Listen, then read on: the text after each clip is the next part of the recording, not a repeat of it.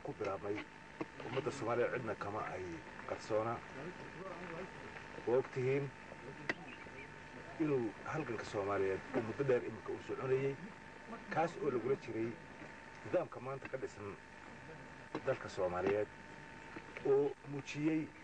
naxariis darro muujiyay غير مسؤولنimo muujiyay oo ku dhaqaaqay wax ka baxsan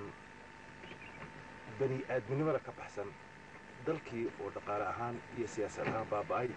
ummadii xorriyadeedii siyaasadeed iyo xorriyadeedii bani aadminimo iyo tii dhaqaale iyo tii dadnimo mid walba heerka ay gaadhay laga wada dheregsan yahay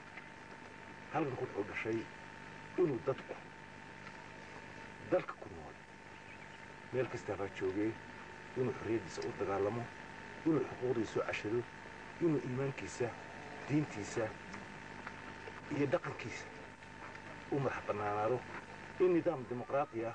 oo xor ah oo ku dhisan ikhtiyaarka dadka doorasho xalaal ah oo dadku xukuumadda dimuqraadi xaq u dhisan in laga sameeyo ayuu halkan u bilaabmay